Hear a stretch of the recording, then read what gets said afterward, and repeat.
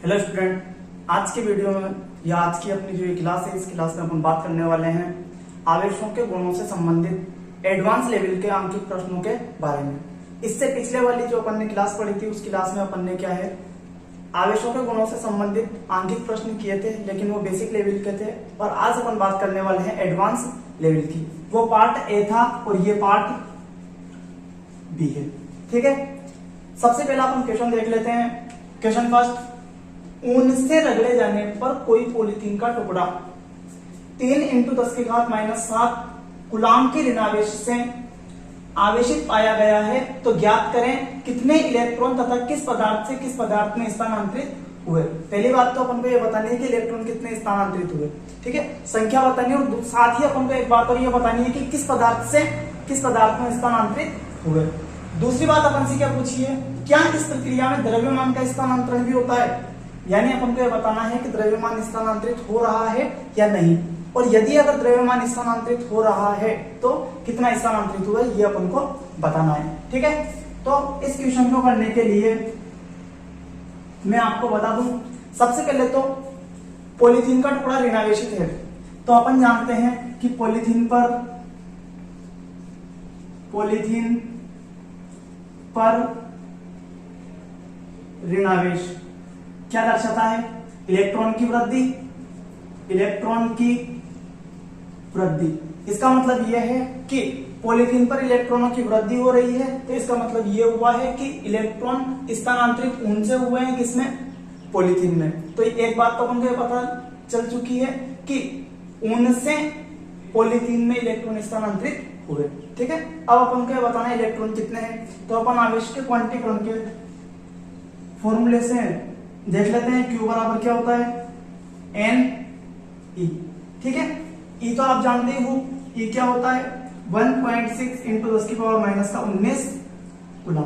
ठीक है, अपन को बताना क्या है N, Q अपन को दिया हुआ है, तो यहां पे रख देते हैं वैल्यू, तो 3 × 10⁻⁷ इक्वल्स टू N × 1.6 × 10⁻⁻19। ठीक है, तो N इक्वल्स टू क्या हो जाएगा 3 × 10⁻⁷ अपॉन 1.6 × 10⁻⁻19। ठीक है, अब अपन इसको सोल्व कर लेते हैं, तो 3/1.6 × 10⁻⁷, और ये माइनस की जो 19 घात है ये ऊपर आएगी तो प्लस का 19। ठीक है, पॉइंट हटा 0, तो ये हो जाएगा अपने पास 30/16 इंटू 10⁻19 में 7 के तो 12। ठीक है, इसको सोल्व करें अपन, तो n इक्वल्स टू अपने पास क्या आएगा वो देखते हैं, 16। ठीक है, और बचे कितने 14, तो 140, तो 1.8। ठीक है, फिर कितना बचेगा 12, तो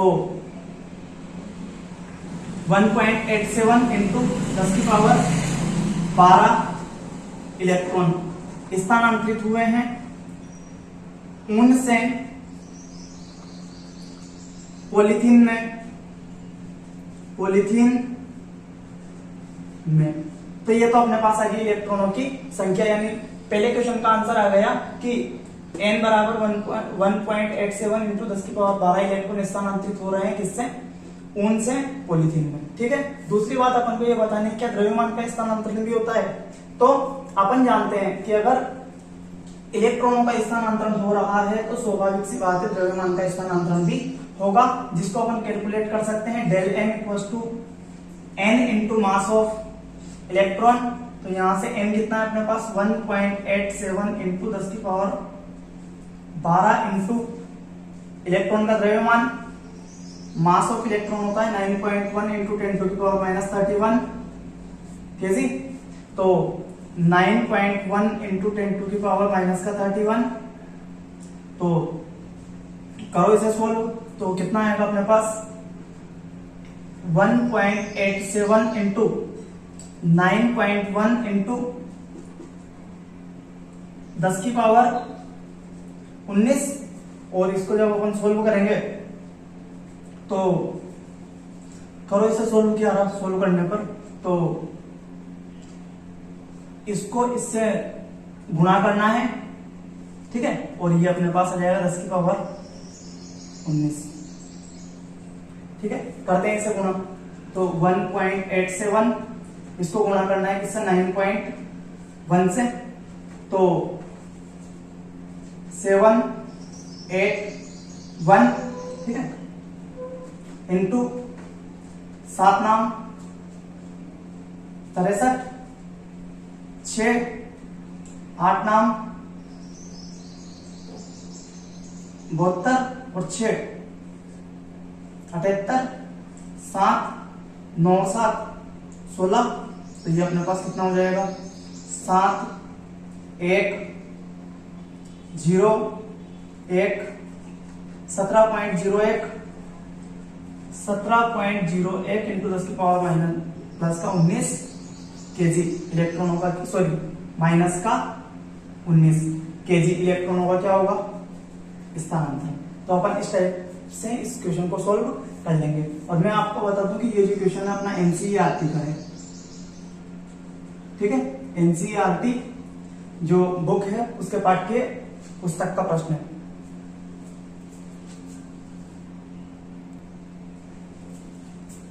अगला क्वेश्चन है क्वेश्चन नंबर 2। इस क्वेश्चन में आपसे पूछा गया है, यदि किसी पिंड से 1 सेकंड में 10 की घात 9 इलेक्ट्रॉन किसी अन्य पिंड में स्थानांतरित होते हैं तो 1 कूलम आवेश के स्थानांतरण में कितना समय लगेगा। मैं आपको बता दूं कि ये क्वेश्चन भी अपना एनसीईआरटी बुक का क्वेश्चन है, ठीक है। अब अपन इसका सॉल्यूशन देख लेते हैं। तो 1 सेकंड में कितने इलेक्ट्रॉन स्थानांतरित हो रहे हैं, 10 की घात 9, या फिर अपन ये कहते हैं कि 10 की घात 9 इलेक्ट्रॉनों को स्थानांतरित होने में कितना समय लग रहा है, 1 सेकंड, ठीक है। तो 1 कूलम आवेश के स्थानांतरण में कितना समय लगेगा। तो यहां सबसे पहले अपन को क्या करना पड़ेगा, 1 कूलम में इलेक्ट्रॉनों की संख्या क्या होती है वो निकाल लेते हैं। तो 1 कूलम में इलेक्ट्रॉनों की संख्या, 1 कूलम आवेश में इलेक्ट्रॉनों की संख्या अपन को ज्ञात करनी है। तो Q बराबर NE, तो N बराबर Q बाई E, Q की वैल्यू 1/1.6 इंटू 10 की पावर माइनस का 19।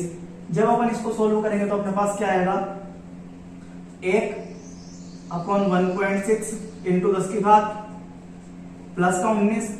इसको थोड़ा अपन पॉइंट हटाएंगे तो 0, चूंकि 10 में 16 का भाग नहीं जाएगा, ठीक है। तो अपन यहाँ पे क्या करेंगे, इसको 100/16 इंटू 10 की घात 18 लिख सकते हैं।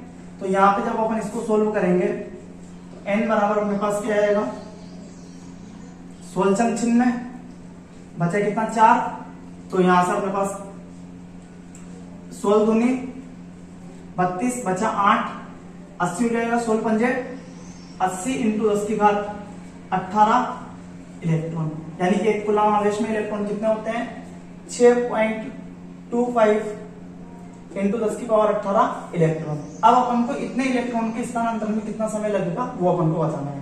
तो चूंकि 10 की घात 9 इलेक्ट्रॉनों के स्थानांतरण में लगा समय कितना, 1 सेकंड। तो 1 इलेक्ट्रॉन के स्थानांतरण में, 1 इलेक्ट्रॉन के स्थानांतरण में लगा समय वो कितना हो जाएगा, 1/10 की घात 9 सेकंड।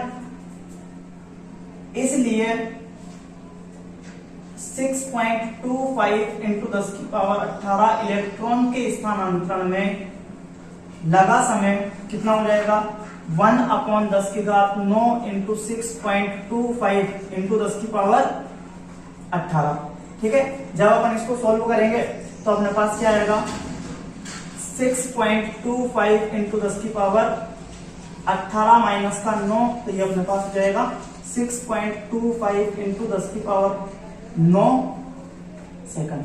यानी 1 कूलम आवेश के स्थानांतरण में कितना समय लगेगा, 6.25 इंटू 10 टू की पावर 9 सेकंड। चूंकि 1 कूलम आवेश में इलेक्ट्रॉनों की संख्या क्या है, 6.25 इंटू 10 टू की पावर 18 इलेक्ट्रॉन। ध्यान रखना जब भी आपसे बोले कि इतने इलेक्ट्रॉनों के स्थानांतरण में इतना समय लगता है, तो इतने कूलम आवेश के स्थानांतरण में कितना समय लगेगा। तो सबसे पहले आप क्या है, जो आपको आवेश दे रखा है उस आवेश में इलेक्ट्रॉनों की संख्या ज्ञात कर लेनी है, और फिर इस तरह से अपन क्या कर लेंगे, जैसे अपन को यहाँ पे दे रखा था 1 कूलम आवेश के स्थानांतरण में समय, तो अपन निकाल सकते हैं कितना समय लगेगा। ठीक है, अगला क्वेश्चन आपको दिया हुआ है, क्वेश्चन नंबर 3, 1 कप जल जिसकी जो मात्रा दे रखी है, कितनी दे रखी है, 250 ग्राम, में कितनी मात्रा में धन व ऋणावेश है। ये क्वेश्चन भी अपना एनसीईआरटी की बुक का है, बुक का क्वेश्चन है। ठीक है, एग्जाम्पल है बुक का। अब अपन देख लेते हैं कि 1 कप जल में कितनी मात्रा में धन व ऋणावेश है। देखो, सबसे पहले तो अपने पास जो प्रॉब्लम है, सबसे बड़ी प्रॉब्लम यहाँ पे ये है कि 1 कप जल में जो 250 ग्राम का जो दे रखा है, इस जल में अणुओं की संख्या कितनी है। पहली बात तो अपन को ये पता नहीं है कि अणुओं की संख्या कितनी है, तो सबसे पहले तो अपन क्या निकालेंगे, अणुओं की संख्या। ठीक है, फिर अणुओं की संख्या निकालने के बाद अपन ये ज्ञात करेंगे कि एक अणु में कितना धनावेश और ऋणावेश होता है। ठीक है, तो सबसे पहले अपन जो दी गई मात्रा है इसमें धन और ऋणावेश निकाल लेते हैं। ठीक है, तो एक फॉर्मूला मैं आपको यहाँ पे बता देता हूँ। ठीक है, ये फॉर्मूला इस टाइप के सभी क्वेश्चनों के लिए अप्लाई होगा। तो किसी पदार्थ की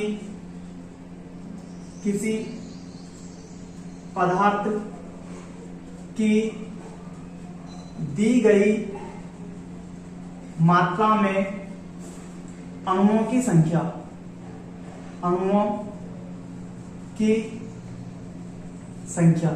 तो ये होता है पदार्थ की दी गई मात्रा स्मॉल m अपॉन पदार्थ का अनुभार कैपिटल M इंटू Na का मतलब है अवोगाद्रो संख्या।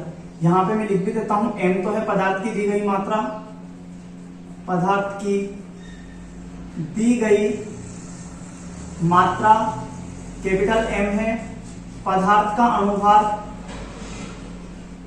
अनुभार, ठीक है, और Na है अवोगाद्रो संख्या जिसे अपन बोलते हैं 6.02 इंटू 10 की पावर 23। ठीक है, अब अगर अपन बात करें कि 250 ग्राम जल में कितनी मात्रा में धन व ऋणावेश है, तो पहले अपन अणुओं की संख्या निकाल लेते हैं।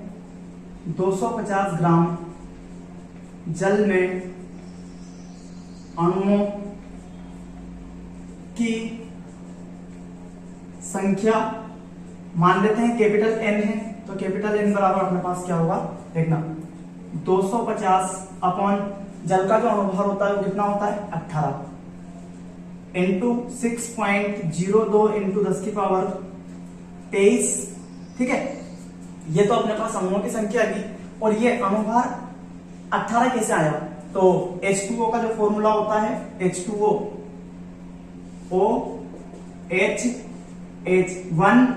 1 ठीक है, और ये 8 16। ठीक है, तो ये अपने पास 16 17 और 1 18। ठीक है, इसका हाइड्रोजन का अनुभार 1, इसका 1 और 1 2, और ऑक्सीजन का 16 और 2 18। तो यहां से अपन ने अनुभार निकाल लिया कितना 18। अब अपन यहां पे देख लेते हैं कि जल के एक अणु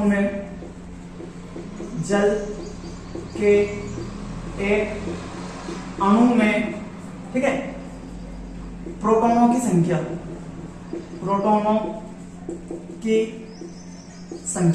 तो यहां पे देखना परमाणु क्रमांक 1 और 8। तो यहां से देखना, अपन जानते हैं कि परमाणु क्रमांक ही किसी तत्व का परमाणु क्रमांक ही उसमें प्रोटॉनों की संख्या होती है। तो एक प्रोटॉन इसमें, एक इसमें, कितना हो गया 2, और 8 इसमें, कितना 2 और 8 10। तो इसमें प्रोटॉनों की संख्या कितनी है 10। तो स्मॉल n कितना है 10। और हम जानते हैं किसी भी उदासीन परमाणु या अणु में ठीक है जितने प्रोटॉन रहेंगे उतने को उतने क्या रहेंगे इलेक्ट्रॉन। तो इलेक्ट्रॉनों की संख्या भी इतनी ही है, तथा इलेक्ट्रॉनों की संख्या स्मॉल n बराबर 10। तो प्रोटॉन और इलेक्ट्रॉनों की संख्या समान है। तो मैं क्या करूं, एक अणु का आवेश निकाल लेते हैं। जल के एक अणु में धनावेश, ठीक है। एक बात ध्यान रखना, चूंकि जल का जो अणु है वो उदासीन है तो उसमें कितना धनावेश होगा उतना का उतना ही क्या होगा ऋणावेश। तो मैं यहाँ पे पहले धनावेश निकाल देता हूँ, फिर लास्ट में लिख देंगे कि कितना कितना ही क्या होगा, ऋणावेश। तभी तो जल का अणु जो रहेगा उदासीन रहेगा।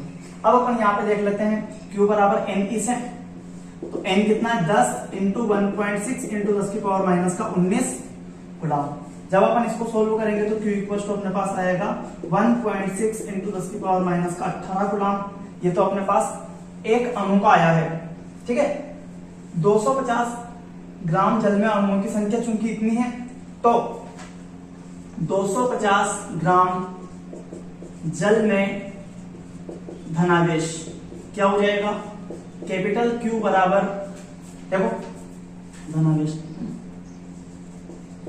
धनावेश क्या हो जाएगा, कैपिटल Q बराबर capital N into small q, यानी अणुओं की संख्या इंटू एक अणु में धनावेश। तो कितना हो जाएगा अपने पास 250 अपॉन 18 इंटू 6.02 इंटू 10 की पावर कितना 23 इंटू 1.6 इंटू 10 की पावर माइनस का 18। जब आप इसे सोल्व करोगे, ठीक है, तो आपके पास आएगा 1.33 इंटू 10 की पावर 7 गुलाम धनावेश, तथा इतना ही ऋणावेश होगा, तथा इतना ही ऋणावेश होगा, ठीक है। ऐसे ही ये तो अपने इसका आंसर आएगा 250 ग्राम जल का। अगर मान लो 500 ग्राम दे देता तो 500 ग्राम यहाँ पे 500 रख देते, ठीक है। यहाँ पे अगर मान लो कि जल की जगह अगर कोई दूसरा अणु दे देता, जैसे मान लो CO2 की मात्रा दे देता और CO2 के बारे में पूछता, तो CO2 की दी हुई मात्रा अपॉन CO2 का अणुभार, और फिर अपन इससे अणुओं की संख्या निकाल लेते। एक अणु में प्रोटोनों और इलेक्ट्रॉनों की संख्या निकाल लेते, ठीक है। फिर एक अणु में धनावेश की मात्रा निकाल लेते, फिर जो मात्रा दे रखी थी उसमें धनावेश निकाल लेते, और जितना धनावेश होता उतना का उतना क्या रहेगा, ऋणावेश, ठीक है। तो इस टाइप का अपन क्वेश्चन अब अपन आसानी से कर सकते हैं। अब ये तो अपने किताबी क्वेश्चन थे एनसीईआरटी के तीनों क्वेश्चन कंप्लीट हो चुके हैं। अब अपन थोड़े से एडवांस लेवल के दूसरे टाइप के क्वेश्चन देख लेते हैं।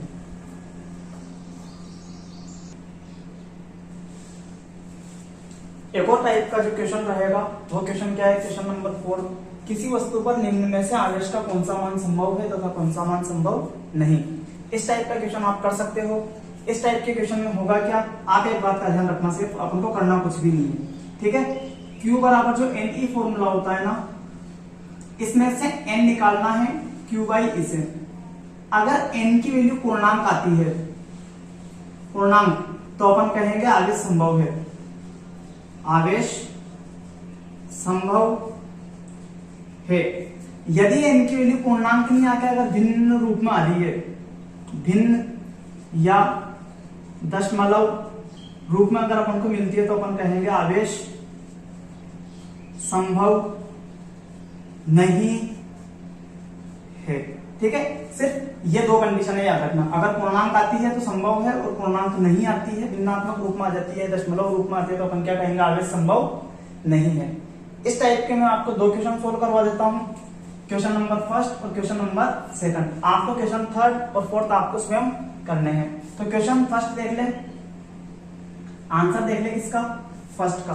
तो फर्स्ट में अपन को करना क्या है, n निकालना है Q बाई E से। Q की वैल्यू क्या है, 2 इंटू 10 की घात माइनस का 17 अपॉन 1.6 इंटू 10 की पावर माइनस का 19, ठीक है। जब अपन इसको सोल्व करेंगे तो अपने पास आएगा 2 अपॉन 1.6 इंटू 10 की पावर 2, क्योंकि 17, या एक काम करते हैं, माइनस के 17 और प्लस का 19, ठीक है। तो यहां से n अपने पास किया जाएगा 2 अपॉन 1.6 इंटू 10 की पावर 2। यहां से अगर अपन इसको सोल्व करें तो अपने पास क्या आएगा, पॉइंट हटाया 0, 20 में भाग देना है अपन को कितने का, 16 का। तो यहाँ पे जब अपन भाग देंगे तो 16 एकम 16, बचा कितना 4, तो 40, 16 दूनी 32, बचा 8, 80 हो जाएगा, 16 पंजे 80 इंटू 10 की घात 2, ठीक है। अब यहाँ पर 1.25 इंटू 10 की घात 2 आ रहा है। तो यहाँ पे एक बात का ध्यान रखें, चूंकि दशमलव दिख तो रहा है आपको यहाँ पर 1.25, तो आपको देखने पर ऐसा लगेगा कि आवेश का मान संभव नहीं है। लेकिन अपन इसको थोड़ा और आगे सोल्व करेंगे। इस 10 की घात 2 को गुणा करेंगे तो 1.25 से गुणा करेंगे किसको, 100 को, तो अपने पास आ जाएगा 125 इलेक्ट्रॉन, जो कि पूर्णांक है, यानी यह आवेश संभव है। ठीक है, अब अपन बात कर लेते हैं क्वेश्चन सेकंड की। क्वेश्चन सेकंड में क्या है, देखो, तो क्वेश्चन सेकंड में क्या है कि क्यू आपको दे रखा है 12, तो n बराबर 12 इंटू 10 की पावर माइनस का 19 अपॉन 1.6 इंटू 10 की पावर माइनस का 19। ठीक है, तो n बराबर अपने पास कितना हो जाएगा, 12 अपॉन 1.6 इंटू 10 की पावर माइनस का 19 प्लस का 19, तो ये तो 0, 10 की घात 0 हो जाएगा। और 10 की घात 0 का मान कितना होता है, 1। ठीक है, 10 की घात 0 की वैल्यू कितनी होती है, 1। तो यहां से अपन इसको सोल्व करें तो 120 हो गया है ऊपर, तो n बराबर 120 अपॉन 16 इंटू 1। तो यहां से जब अपन इसको सोल्व करेंगे, देखो क्या रहा, 16 साथी 112, तो 7 पॉइंट 16 पंजे 80। तो अपने पास इलेक्ट्रॉनों की संख्या कितनी आ रही है, 7.5 इलेक्ट्रॉन, जो कि भिन्नात्मक रूप में है। ठीक है, इसका मतलब यह हुआ कि यह आवेश संभव नहीं है, यह आवेश वस्तु पर संभव नहीं है। तो इस टाइप के क्वेश्चन भी आपको आने चाहिए। आवेश की मात्रा आपको देके रखेगा और आपसे पूछ लेगा ये आवेश वस्तु पर संभव है या नहीं है, तो आपको कुछ भी नहीं करना है, सिर्फ इलेक्ट्रॉनों की संख्या निकालनी है। अगर इलेक्ट्रॉनों की संख्या पूर्णांक आती है तो आप कह दोगे आवेश संभव है, और अगर इलेक्ट्रॉनों की संख्या दशमलव या भिन्नात्मक रूप में आती है तो अपन क्या कह देंगे, इलेक्ट्रॉन आवेश का यह मान संभव नहीं है। ठीक है, इसी टाइप का एक क्वेश्चन और मैं आपको प्रैक्टिस के लिए दे देता हूँ। ये 2 क्वेश्चन तो आपको करने हैं। ठीक है, ये आपकी प्रैक्टिस के लिए है। अगला क्वेश्चन अपन देखते हैं, जो कि आपकी प्रैक्टिस के लिए रहेगा। ठीक है, तो देखो क्वेश्चन क्या है।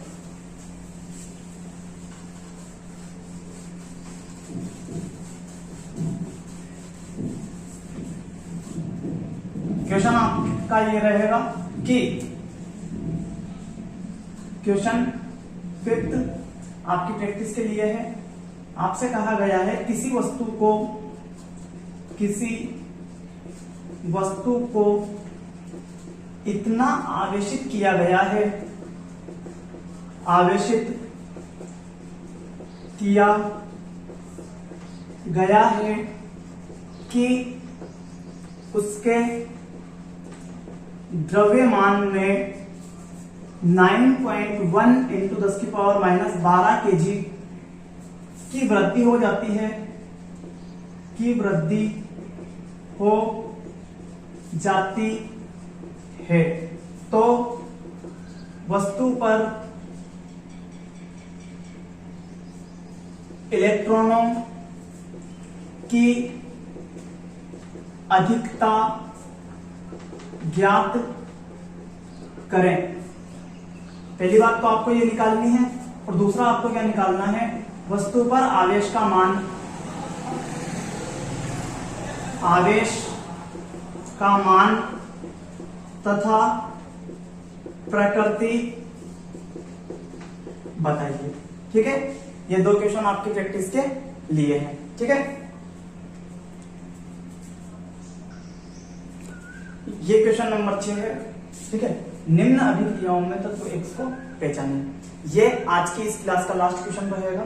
ठीक है, इसके बाद आवेशों के गुणों से संबंधित लगभग सभी टाइप के क्वेश्चन अपन कर चुके हैं। ठीक है, फिर इसके बाद इस क्वेश्चन के बाद अपन थोड़ी सी चर्चा कर लेंगे वैद्युत आवेश के मात्रकों के बारे में।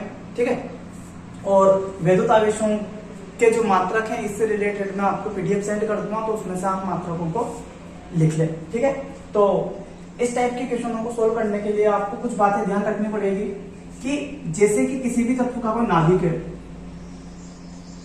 नाभिक, ठीक है, उसके अंदर प्रोटॉन और न्यूट्रॉन होते हैं।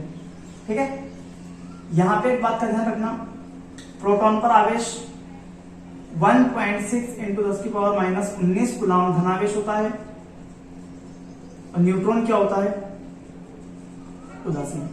ठीक है।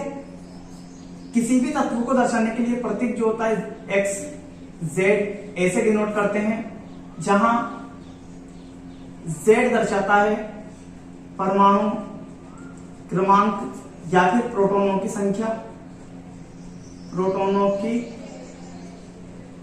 संख्या। ए होता है द्रव्यमान संख्या, द्रव्यमान संख्या। ये होता है ए प्लस एन, यानी सॉरी जेड प्लस एन, प्रोटॉनों की संख्या प्लस न्यूट्रॉनों की संख्या। अगर किसी भी तत्व में प्रोटॉनों या न्यूट्रॉनों की संख्या चेंज हो रही है तो ए चेंज हो जाएगा, ठीक है। यानी किसी भी तत्व के प्रतीक में जो यहाँ पे लिखा होता है नीचे, ये जेड परमाणु क्रमांक और ये प्रोटॉन, ये परमाणु द्रव्यमान संख्या, ठीक है। तो यहाँ पे इसके बेसिस पे अपन क्या करेंगे, इन प्रॉब्लम्स को सोल्व करेंगे। तो यहाँ देखें अपन कि फर्स्ट वाले क्वेश्चन के लिए, ठीक है, फर्स्ट और थर्ड में आपको बताऊंगा और सेकंड क्वेश्चन आपके लिए रहेगा प्रैक्टिस के लिए। तो फर्स्ट क्वेश्चन में क्या है, हाइड्रोजन और बेरिलियम दो मिलकर बना रहे हैं x प्लस N01, ये न्यूट्रॉन का प्रतीक है। N01 किसका प्रतीक है, न्यूट्रॉन का। तो यहाँ दो तत्व मिल रहे हैं, हाइड्रोजन और बेरिलियम। तो hydrogen H11 plus beryllium Be49, ये मिलकर कोई तत्व बना रहा है, मान लेते हैं Y कोई तत्व, ठीक है। तो इसका परमाणु क्रमांक क्या रहेगा, 1 और 4 5, और द्रव्यमान संख्या क्या रहेगी, 9 और 1 10। अब ये टूट रहा है X प्लस न्यूट्रॉन में, ठीक है। इसका मतलब अपन ये समझे कि इसमें से एक न्यूट्रॉन अलग हो रहा है और बन क्या रहा है, X। तो न्यूट्रॉन अलग हो रहा है तो प्रोटॉनों की संख्या तो या परमाणु क्रमांक 5 है, तो 5 का 5 ही रहेगा, ठीक है। और 10 में से एक कम हुआ तो कितना रहेगा, 9। और हम जानते हैं परमाणु क्रमांक 5 किसका होता है, परमाणु क्रमांक 5, परमाणु क्रमांक 5 बोरॉन का होता है। इसका मतलब ये जो X तत्व है, ये कौन सा तत्व है, बोरॉन। और इसे अपन कैसे लिखेंगे, H11 प्लस Be49, तो बनेगा क्या, बोरॉन 5 9 प्लस N01, ठीक है। ये दूसरी प्रॉब्लम आपके लिए रहेगी। तीसरी प्रॉब्लम में आपको यहाँ पे सॉल्व करवा देता हूं। तीसरी वाली प्रॉब्लम में हो क्या रहा है, नाइट्रोजन और हाइड्रोजन दो तत्व मिलकर कोई तत्व बना रहे हैं जो कि He24 उत्सर्जित करके X बना रहा है।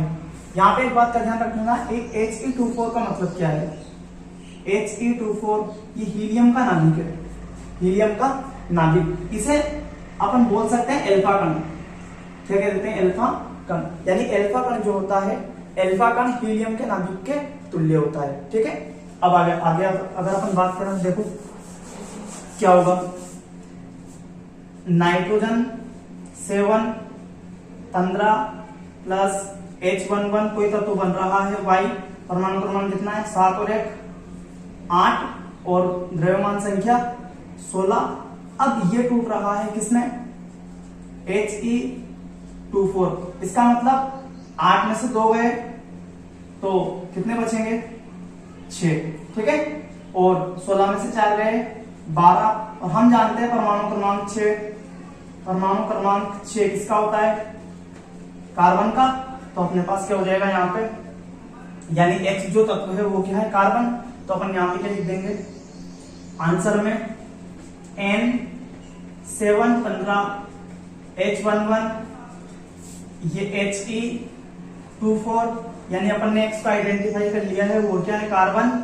और इसका परमाणु क्रमांक 6 और द्रव्यमान संख्या कितनी, 12, ठीक है। तो ये जो क्वेश्चन है ये आवेश संरक्षण का जो नियम था उससे रिलेटेड एक क्वेश्चन था, ठीक है।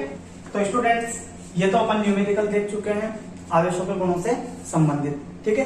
अब अपन बात कर लेते हैं विद्युत आवेश के मात्रक, विद्युत आवेश के मात्रक, ठीक है। यहां पर जो इंपॉर्टेंट मात्रक है मैं उनके बारे में चर्चा करूंगा, बाकी और भी मात्रक हैं, ठीक है, उसके लिए मैं आपको PDF सेंड कर दूंगा। तो यहाँ पर सबसे पहले अपन बात कर लेते हैं SI मात्रक या फिर MKS मात्रक। ध्यान रखना आपसे एस आई या एम के एस पूछे एक ही है, एम के एस जो मात्रक है वही एस आई है, ठीक है। अब यहाँ पर अगर हम बात करें तो इसका एस आई मात्रक जो रहेगा वो रहेगा कूलाम, ठीक है, जिसको अपन डिनोट करेंगे, इसका सिंबल क्या रहेगा सी। और मैं आपको बता दूं कि इलेक्ट्रोस्टैटिक्स, ठीक है, या इलेक्ट्रोमैग्नेटिज्म, इसमें वैज्ञानिक जो कूलाम थे उनका बहुत ज्यादा इंपॉर्टेंस रहा है।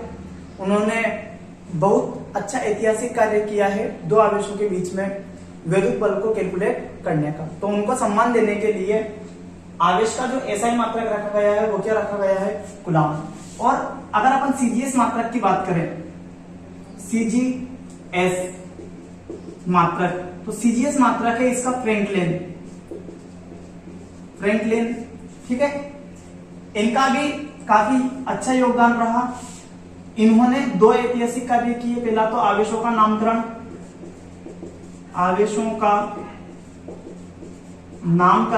यानी आवेशों को धनावेश और ऋणावेश जो नाम दिया था वो किन्होंने दिया था, फ्रैंकलिन ने।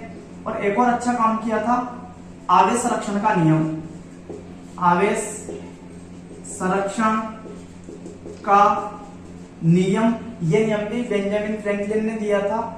इनको सम्मान देने के लिए आवेश का जो सीजीएस मात्रक रखा गया है वो क्या रखा गया है, फ्रैंकलिन। इसके अलावा आवेश को और भी मात्रक है ईएसयू की फुल फॉर्म में इलेक्ट्रोस्टैटिक्स यूनिट, ठीक है, या फिर इसको अपन कह देते हैं स्टेट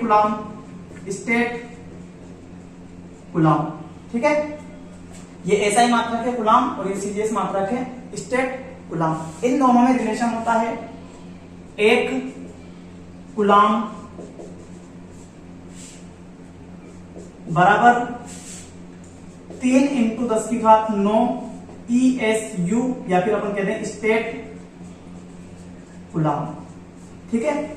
कभी कभी क्वेश्चन आ सकता है कि आवेश के एसआई और सीजीएस मात्रक में संबंध लिखें, तो संबंध यह है एक कूलाम बराबर होता है 3 × 10⁹ ESU या स्टेट कूलाम, ठीक है।